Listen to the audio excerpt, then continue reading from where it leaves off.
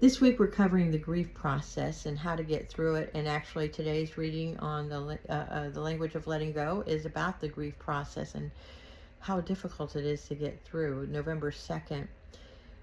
To let ourselves wholly grieve our losses is how we surrender to the process of life. How do we grieve? Awkwardly, imperfectly, usually with a great deal of resistance, often with anger and attempts to negotiate, ultimately by surrendering to the pain. And the grief process, says Elizabeth Kubler-Ross, is a 5-stage process. We start with denial, go to anger, bargaining, sadness, and finally we accept.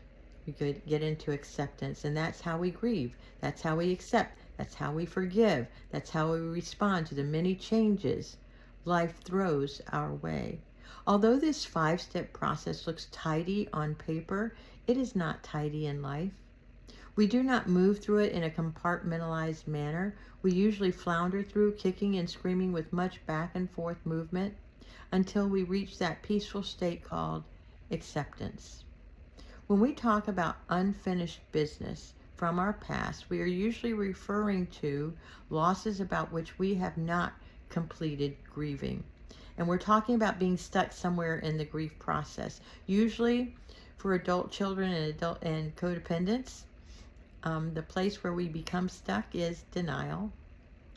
Passing through denial is the first and most dangerous stage of grieving, but it is also the first step toward acceptance.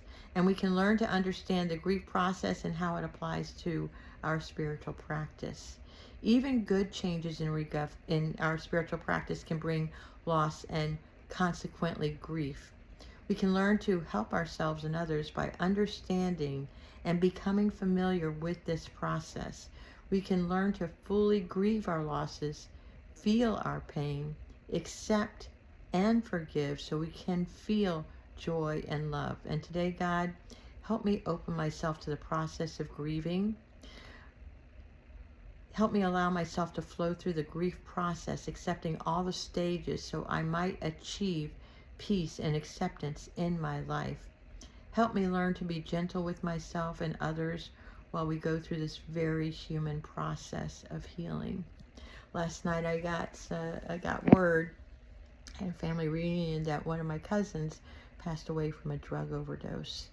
And I watched the mom and dad go through this process, and it is so difficult to get through for all of us. And it isn't just those kinds of sudden losses. It's the loss of friendships, it's the loss of relationships, it's the loss of a job, it's the loss of belonging, and this is what life is full of, loss, but it's also full of joy. And to get through that loss, we have to grieve it. And I'm going to tell you that grieving is ugly. It is not something that is easy, and it is not something that we can do instantly. And surround yourself with people who can be gentle with you. Surround yourself with people who can love you and accept you where you are. That's the only way to get through it, so that you can feel the pain of it. It doesn't change anything. And cry and love and feel all the feels, and just know that you're going to get through it. That's the only thing I can tell you for sure, that you will get through it. And it is messy. Don't think it any other way. I said this yesterday, that, when I was going through my divorce, I took 2 months off from everybody because nobody I knew could hold space for me. And you may have to do the same thing. Well, I raged during that time, and I screamed and I hollered and I cried, and I wanted everything to be different than it really was. And to get through that denial took a lot of work. And it took years to me to get through denial, that what I thought was not. And you're going to get through it too. So be gentle with yourself. Nurture yourself like a little baby. Be kind to yourself. And just know that you are loved, and just know that I love you.